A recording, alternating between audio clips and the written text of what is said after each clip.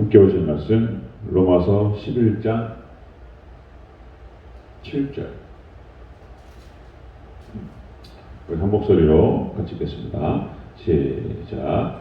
그런즉 어떠하냐 이스라엘이 구하는 그것을 얻지 못하고 오직 택하심을 입은 자가 얻었고 그 남은 자들은 우둔하여 졌느니라. 아멘. 네, 감사합니다. 오직 예수님, 네, 예수님의 은혜가 평강이 넘치시기를 축원합니다. 아멘. 네, 오늘 함께 읽으신 로마서 11장 7절 오늘 본문을 토대로 이스라엘의 새 종류라는 제목으로 말씀 받겠습니다. 이스라엘의 새 종류, 새 종류의 이스라엘이 있다. 자, 우리가 어제 이스라엘의 범죄 그랬죠? 범죄라는 제목으로 이스라엘이 하나님을 떠나고 말씀을 떠나서 나타나는 현상, 선지자를 죽였다.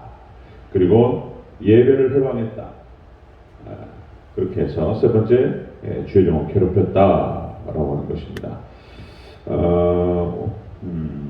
사도 바울은 로마서 9장과 10장과 11장 쭉 진행하면서 이스라엘 백성들은 하나님의 택하신 백성이었음을 드러냈습니다. 아브라함의 자손이었고, 그죠? 이방인들과 다르게 특별하게 하나님께서 구원의 씨앗을 그들을 통해서 허락하셨다. 자, 하나님께서 그렇게 해서 그들을 택하셨기 때문에 버리지 아니하신다. 이런 얘기를 쭉 해왔죠. 타락했지만 하나님께서 남은 자를 두시고 그들에게 남은 자를 두시고 하나님께서 인도하신다.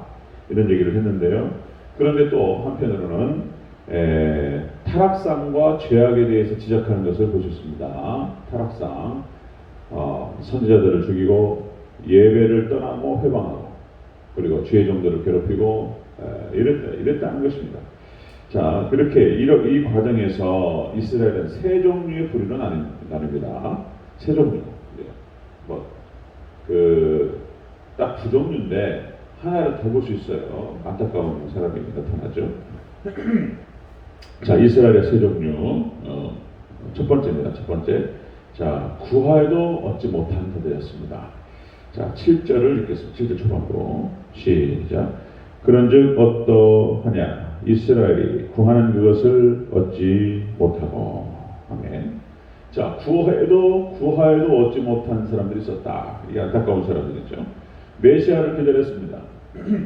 이스라엘 백성들이 하나님께서 보내실 메시아를 기다린다고 했지만은 진리를 따르지 않은 자들이 있었다는 것입니다.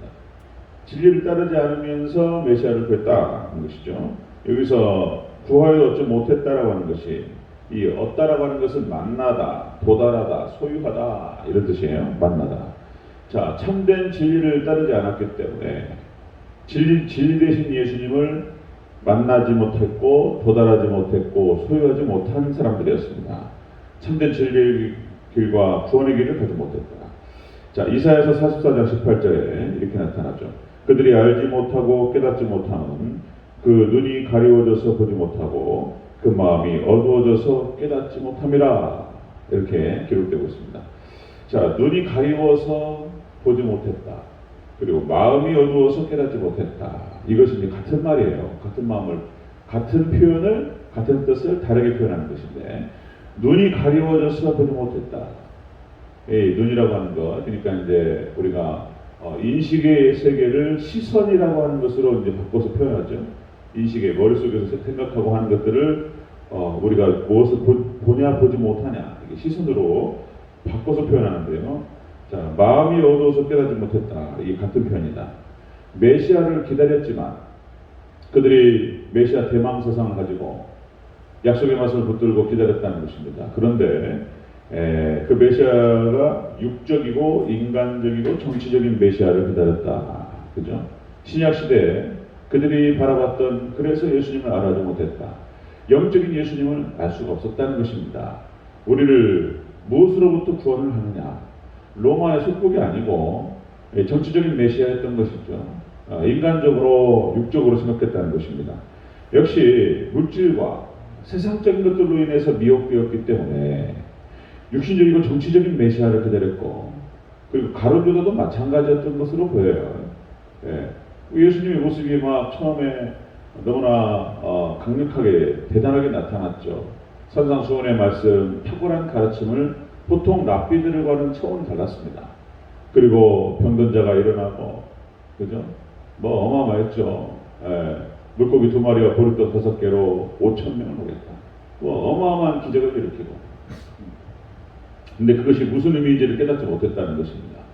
육적으로, 인간적으로, 그리고 세상적으로, 세속적으로, 정치적으로 바라봤기 때문에 진리의 말씀을 깨닫지 못했다는 것입니다. 이 사람들이 안타까운 사람들이. 이 사람들이 자, 이스라엘의 세 종류, 메시아를 구했지만 자, 진리를 따르지 아니한 사람들입니다.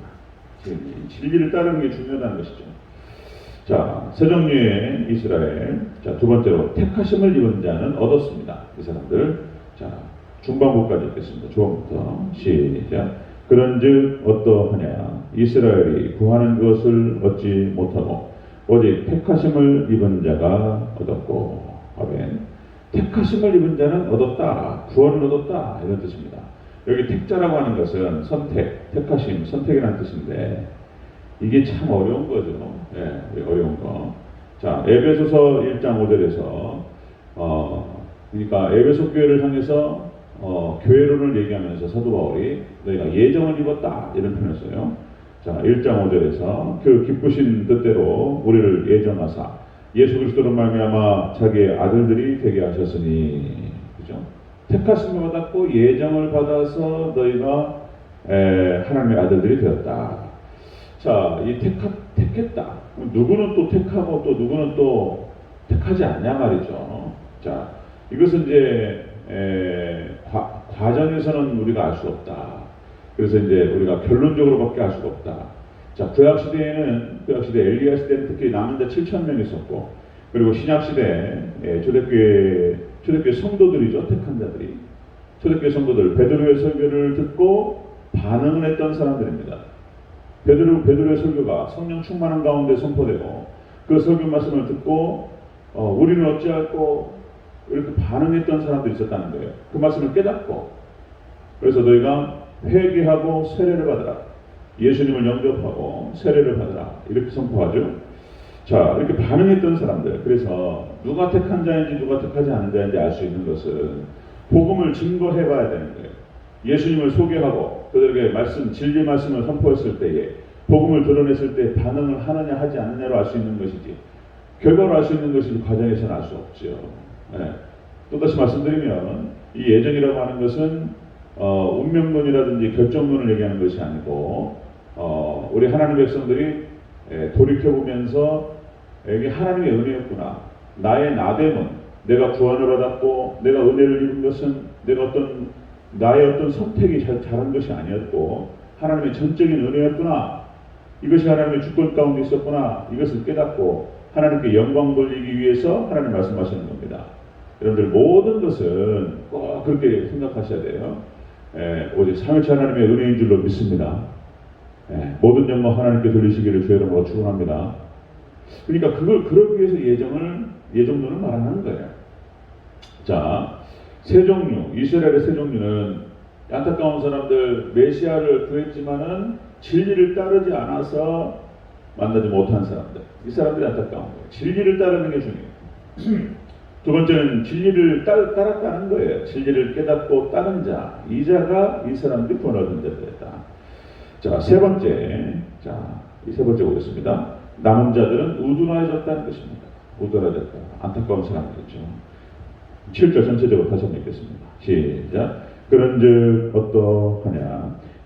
이스라엘이 구하는 그것을 얻지 못하고 오직 택하심을 입은 자가 얻었고 그 남은 자들은 우둔하여 졌느니라. 아멘. 자, 남은 자들은 우둔하여졌다. 택하신 자들은 말씀을 깨닫고 복음을 깨닫고 예수님을 깨닫고 정확하게 영접했습니다. 자, 이들은 구원을 얻었는데 진리를 따른 자들은 그런데 깨닫지 못한 자들, 예수님을 깨닫지 못한 자는 우둔하여졌다. 이것은 이제 구원받지 못했다는 뜻입니다. 그죠? 우둔하여졌다. 이 우둔하여졌다라고 하는 것은 원어 뜻이 돌같이 되다는 뜻이에요. 굳어버린 거예요. 마음이 굳어버렸어요. 딱딱하게 돌같이 됐다. 무감각해지다. 이런 뜻입니다.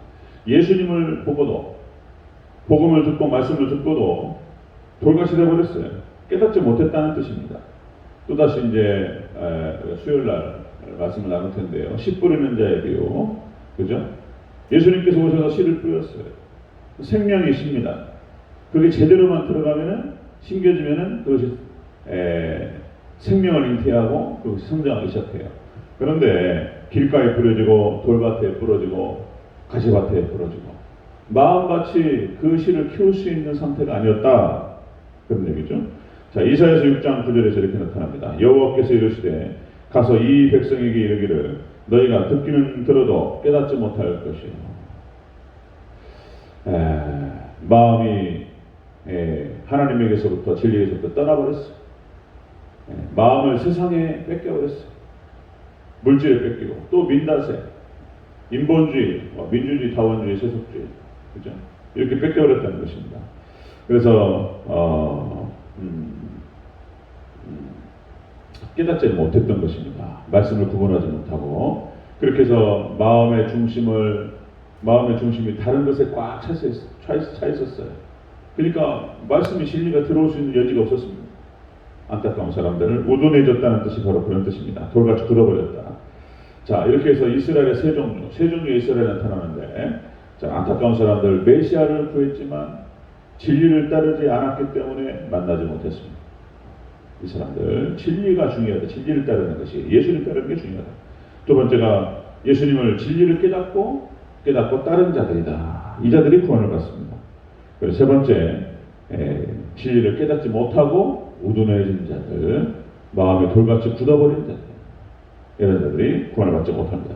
역시 우리는 철저하게 우리의 믿음과 신앙은 말씀, 오직 예수님, 진리만을 붙들어야 될 줄로 믿습니다. 마음을 다른 것에게 빼앗기지 아니하고 오직 삼위일체 하나님만, 진리만을 사랑하고 따라가는 저와 여러분 참된 거룩한 신부들이 되시기를 주의 이름으로 축원합니다. 아멘. 기도하겠습니다.